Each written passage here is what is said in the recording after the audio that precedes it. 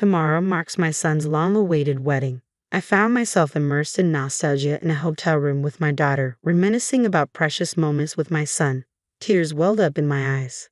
"Mom, are you crying already?" teased my daughter, prompting me to quickly wipe away my tears. Concerned about our pet dog, Marine, back home, I tapped a button to check the live feed from the pet camera. To my shock, the screen didn't show our beloved dog, but instead revealed my husband and another woman embracing on our bed. My daughter, curious about my stunned reaction, peered at the smartphone and exclaimed, "This is Isabella." Isabella was none other than my future daughter-in-law. Taking the smartphone from my son's selfie stick, my daughter turned to me with a serious expression. "Let's reveal this tomorrow." I hesitated, not wanting to spoil my son's special day, but a chilling phrase from the smartphone made me accept my daughter's proposal. "I'm going to expose everything to everyone. My name is Olivia. I'm a 51-year-old housewife, living an ordinary life. For the past decade, I've worked part-time as a cashier, earning respect as the longest-serving employee. My husband Jacob recently turned 60 and works in an office. We met at work, where he trained me. His dependable nature drew me in, and after marriage, he became increasingly patriarchal, avoiding household chores due to work demands. We have 2 children, Noah, a reserved yet now assertive young man, and Emma, soon to graduate and start her career. Noah has been dating Isabella since high school, and she's practically family. Despite our initial joy at Noah's impending marriage, Isabella's behavior grew erratic. Suspicion gnawed at me, and one afternoon, returning from work, I found Jacob and Isabella oddly together in our living room, her hair still damp. "What's going on, Jacob? Why aren't you at work?" I demanded, unsettled by their uneasy silence.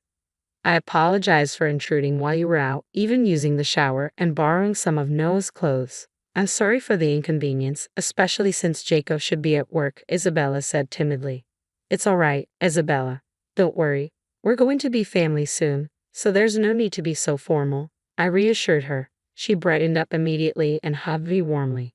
Isabella's outgoing nature made physical affection like this quite common, so I accepted it easily. "Isabella is really sweet. I wish she'd hug me too," I thought to myself, prompting her to retort playfully, seeming somewhat pleased by the interaction. Despite any misgivings, I assured myself nothing untoward could happen. Isabella soon left, mentioning she was going home.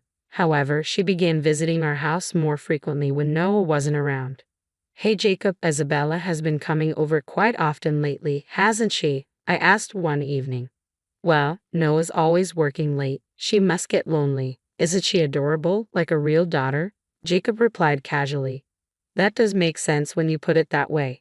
But every time she's here, she ends up sitting next to you, chatting away," I observed, feeling uneasy about their closeness.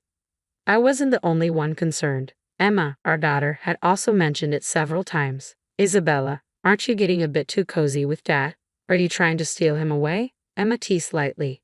"That's not what I mean," Emma protested, her voice rising in frustration. Isabella giggled and clung to Jacob in a playful, childish manner that he indulged.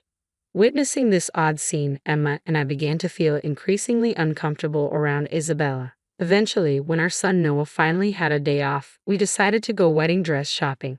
I had initially thought it would just be Noah and me going to choose a wedding dress with Isabella, but she insisted we all come along to help her decide. My husband, delighted by her request, readily agreed. Thus, Jacob and I joined Noah and Isabella on the dress shopping expedition. In the fitting room, Isabella tried on dress after dress, asking for our opinions each time. Emerging from behind the curtain, our future daughter-in-law looked stunning. Her tall, slender frame complemented the dresses perfectly, drawing admiration from all of us, especially Noah, who was completely smitten. He was so overcome with emotion that tears streamed down his face, creating a warm and joyful atmosphere that even the sales associate couldn't help but join in. However, the mood was abruptly interrupted by a certain action from my husband. "She really is beautiful, especially that waistline. It's perfect," Jacob remarked, stepping closer to Isabella and gently touching her waist. "Dad, what are you doing?" Noah exclaimed, visibly surprised, and I shared his bewilderment. Isabella, though, burst into laughter. "Jacob, you're so naughty," she teased playfully. "Oh, really? My apologies then," Jacob chuckled, seemingly unfazed by the awkwardness he caused. Isabella laughed along with him, but I couldn't shake off my discomfort with her response, nor could Noah, who frowned deeply. When Isabella returned to the fitting room for another dress, and Jacob excused himself to the restroom, Noah took the opportunity to share his concerns with me. Mom, I've been so busy lately, but Isabella's been hard to reach. We used to text all the time, but now it's like she's avoiding me. I have a bad feeling about this. What do you think? As I tried to address my son's evident concerns, I replied, I think it's okay, isn't it? After all, Isabella comes over to our house every day. Every day. Noah seemed taken aback. I didn't realize. She comes for dinner every day and gets along so well with Dad. They even drink together. Realizing the weight of Noah's words, I fell into deep thought. I wanted to discuss his worries further, but Isabella emerged from the fitting room, interrupting our conversation. From then on, she continued to frequent our home, often occupying the spot next to my husband. Initially, she would avoid being around when Noah was present, but recently, she sat close to Jacob regardless of our son's presence. Emma, our daughter, frequently expressed dissatisfaction with this situation. However, every time she voiced her concerns, my husband would become defensive, which only made matters worse. 3 days before the wedding, our son and Isabella surprised us with a hotel stay voucher. The room was located above the banquet hall where the reception would take place, offering us a luxurious stay on the wedding day. Originally intended for 2 people, Emma was supposed to stay home. But due to an unexpected business trip for my husband the day before, Emma and I ended up going together. The hotel was exquisite, and our room was wonderfully appointed.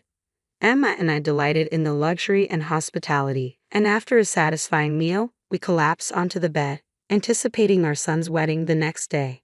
In the hotel room with Emma, memories of my son flooded my emotions, bringing tears to my eyes. Mom, are you crying already? Teased Emma, prompting me to quickly wipe away my tears. Concerned about our pet dog, Marine, left at home, I checked the live feed from the pet camera. To my shock, it wasn't our dog on the screen, but my husband embracing a woman on our marital bed. Petrified, I stared at the smartphone, and Emma, intrigued by my reaction, glanced over and exclaimed, It's Isabella. Emma snapped the smartphone from my hands, her expression serious. We should show this tomorrow.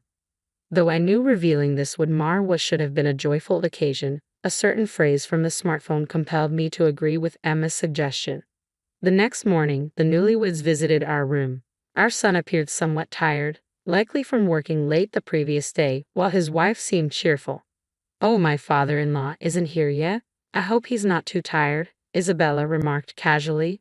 Under normal circumstances, it would have been innocuous, but after witnessing yesterday's revelation, the implied meaning made me feel queasy.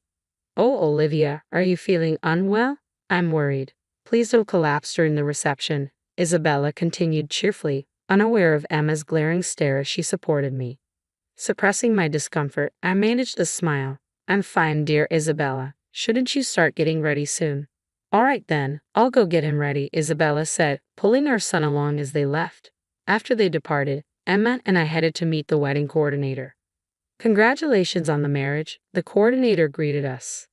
Thank you, I replied, trying to maintain composure amidst the swirling emotions.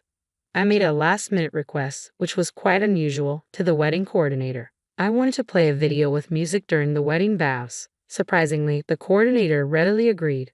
When asked if he could preview the content beforehand, I explained that I wanted it to be a surprise for everyone until the last moment. Respectfully, he agreed not to review it beforehand. I felt a pang of guilt for springing this on the hard-working coordinator at the last minute, but I also saw it as a perfect opportunity for justice. Just in time, my husband arrived at the hotel after meeting with the bride's parents. The wedding ceremony began smoothly, with our son looking solemn contrasted against the radiant bride. As the priest announced the time for vows, just as my son's wife was about to respond, the venue filled with the sounds of a man and a woman flirting. Oh, stop. You know you can't touch me there. Oh, really? But I know you love it, don't you? The voice echoed through the venue, shocking the guests as a video began playing on the wall. My son's wife quickly realized what was happening and urgently gestured to the staff to stop the video, which showed my husband with Isabella. However, my daughter and I stood up and exclaimed loudly, Wait, isn't that our dad? Oh my, it is. And the woman with him is Isabella. The guest buzzed with shock and confusion. My husband, pale and petrified, tried to pull me down to sit, but I shrugged him off, continuing to talk loudly with my daughter. Wait, they're both naked. And isn't that our parents' bedroom? You're right. I've never seen your father-in-law and daughter-in-law so close on a bed. Both my husband and my son's wife turned pale at our comments. The panicked staff tried to stop the video, but the guests prevented them, and it continued to play loudly without interruption. Then a bombshell dropped in the video. Actually, I'm pregnant. I was planning to announce it at the wedding tomorrow, but I think it might be your child. That's great. It'll be fun if Noah ends up raising my child. And when the child is born, we can have another one. The venue erupted in disbelief and chaos as the guests reacted to the shocking revelations in the video. I felt a throbbing headache building from this surreal drama unfolding around us. The guests were stunned and started whispering amongst themselves. My son's wife attempted to stop the audio herself, but her elaborate dress hindered her efforts, causing her frustration to grow as the video continued to play. "Stop it, Jacob," she exclaimed in vain. "Aha, maybe I should suggest we all live together and leave all the housework to the old hag." My husband's voice echoed through the venue. "That old hag he's referring to is me." "How rude," I commented to my daughter, who sympathized before adding, "Yeah, Mom, I feel sorry for you, but wow, those two are really going at it, aren't they?" The guests chuckled at my daughter's blunt observation, while both my husband and my son's wife blushed deeply. As the video finally ended, a heavy silence fell over the room. The first to break it was my son's wife, her typically beautiful face contorted in anger, breathing heavily. My husband stood up defensively, trying to explain, "It's not what it seems. You're misunderstanding." Ignoring his excuses, I turned to my daughter and remarked, "That old hag he mentioned. That's me, can you believe it?" Before I could contain my amusement, loud laughter erupted from the front of the room. It was my son. All eyes turned to him as he laughed uncontrollably, seemingly losing his composure. After a hearty laugh, his expression suddenly turned serious. "I knew about Dad's affair with Isabella. I was genuinely surprised by this surprise from you, Mom, and everyone else," he admitted. "But Dad's excuse," he continued, barely able to contain his laughter. "I can't help but laugh at it." "Wait, what do you mean you knew?" his wife exclaimed, clutching onto him in disbelief. Brushing her aside, my son retrieved an envelope from his pocket and tossed its contents towards the guests. "What? What is this?" I asked aloud, looking at the papers that my husband's wars revealed, images of him and my son's wife entering a hotel and in our bedroom. My son then turned towards the priest and addressed the guests, his voice now serious and composed. "Thank you all for attending our divorce ceremony today," he announced calmly. "The reception following this will be a dining event. Please enjoy your meal." "Wait, Noah, what do you mean by divorce ceremony?" His wife panicked, shouting at him. Unfazed, my son called over a staff member, who handed him the microphone to address the stunned guests. "It was about 6 months ago when I first discovered my father's affair with Isabella. I had returned home early that day feeling unwell. As I entered, voices echoed from my usually empty room. Fearing a burglar, I cautiously peeked inside, only to freeze in disbelief. There, playing on a screen, was footage of my own father and my girlfriend entangled intimately on my bed. "Stop it," I managed to utter, stunned by the betrayal unfolding before me. Ignoring my feeble protests, my father grinned broadly, confronting his wife with a folder he retrieved from the cabinet. "Here, we'll settle the details later, but for now, sign the divorce papers," he insisted coldly, as his wife pleaded tearfully. "I don't want a divorce. I'm sorry, I love only you," she pleaded desperately. Despite her pleas, he remained stoic, pushing the pen towards her. The tense exchange continued until Isabella's father burst into the room, his face contorted with fury. "Isabella, sign those papers now," he bellowed, enraged by the betrayal. Shocked into silence, we learned that Isabella's mother had also been involved in an affair which had been uncovered by Noah, leading to this tumultuous divorce ceremony. Amidst the chaos, Isabella and her mother were disowned, with claims for alimony swiftly initiated. After the legalities were addressed, my father, crestfallen, faced the final blow from our daughter. "Dad, you're despicable. I can't believe you had an affair with my brother's wife." Don't ever show your face to us again. My husband, crushed by our daughter's rejection, looked up at us dazedly before we left the venue. Following Noah and Isabella's successful divorce, they secured a substantial amount of alimony. Isabella's father pledged to cover the costs, even as Isabella and her mother worked tirelessly to repay their share. In a further twist, a DNA test revealed my husband as the father of Isabella's child, shifting the burden of child support to him. Despite his financial struggles, my husband's deceit at work led to his dismissal, leaving him alone in a small apartment, juggling multiple part-time jobs. We eventually sold our home and relocated near our son, finding solace in a new apartment where laughter fills our days. Recently, our daughter introduced her college sweetheart, a kind and supportive man who has brought her joy amidst the recent turmoil. We look forward to the happiness ahead, grateful for the laughter that now defines our lives.